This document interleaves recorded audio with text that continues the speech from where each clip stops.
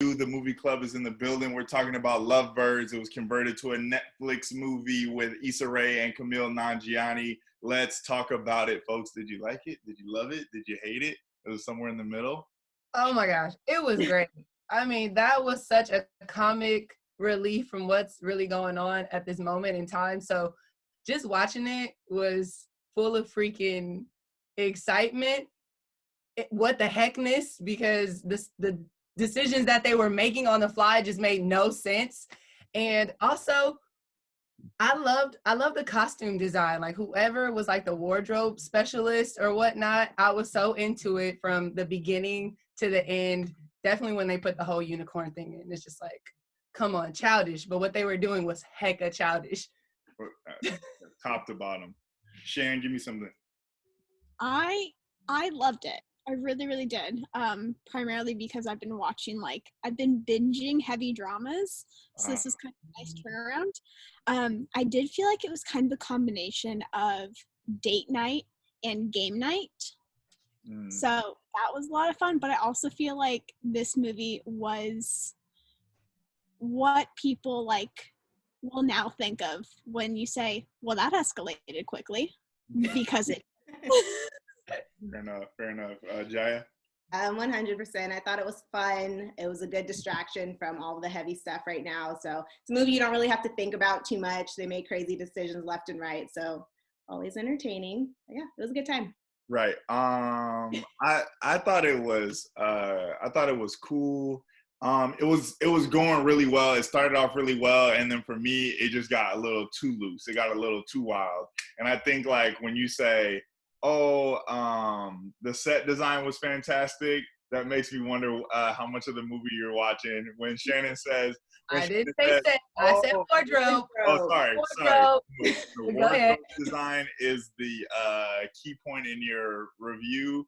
That makes my antennas perk. When Shannon says, I've been watching a lot of drama, so to watch this made it good, I'm like, And Jaya says it was a break from the norm. I'm like, so is it good or is it just a change of pace? Again, I thought it was really funny. The first 10 minutes of the movie, the way they opened the film, fantastic.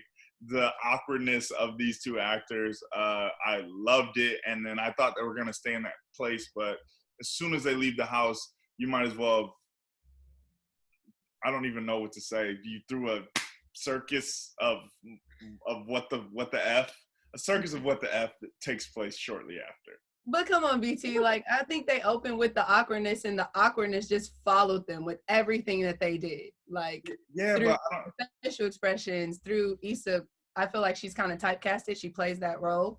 Right. But I feel like that the awkwardness and what the F-ness was the whole movie.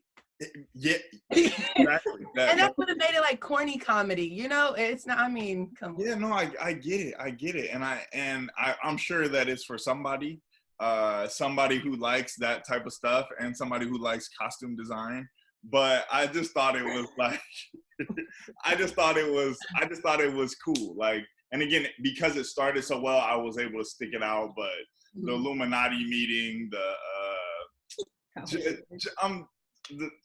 was hilarious. The frat house and the killings, the cop being the bad, it was just too much of too much cheese was applied to the bread at that point. So if you're rating this movie on a scale of 1 to 5, what do you got? BT, answer that for us. That's tough. I'm gonna say 3. I'm gonna say 3 and a possible. Yeah. Because it wasn't a low 3. You know what I mean? It was a 3 on the cusp, but it obviously is very far from a 5. I'd say like a 3.5, a 3.75, somewhere in there. Oh yeah. That's where I'm at too. 3.5. It's fun. I like their awkward chemistry, but it's not my favorite movie of all time. I think it's pretty unanimous. We in a 3.5, 3.75 range as just a group. Because you said not a low BBT. Right, no, totally. Low 3. I agree with that. Yeah. Did you guys believe the relationship?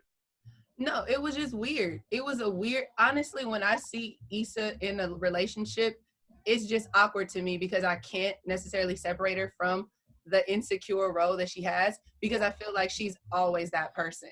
Right. And he was just awkward. I just was like, this makes no sense. And then when they got in front of their friend, it was just, but they were also like running from the police because they thought they had a lot of situations.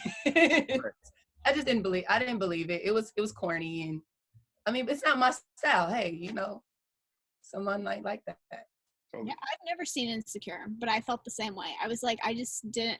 I don't know. She's so like strong and powerful. I know it's on my list. It's gonna be a quarantine watch. Don't you worry. We're on season 4. What do you mean it's gonna be on your list? Right? Like, come on, this ain't nothing new. Guys, how fast I've been blowing through some TV this month. But no, kind of like the same thing. But I feel like the awkwardness and the weirdness of the relationship fit in perfectly with the movie because the whole movie is kind of that way. Yeah. Totally. I feel like I believed it for the most part. Like, again, with them just being an awkward couple. Like, do I think they're this like epic in-game love story? No, but for what it was, like when the moments got a little too like ridiculous or just way out there, then of course you don't believe like they're in love and they're fighting for their relationship. But I think like towards the beginning, I definitely bought it. Right. Mm-hmm.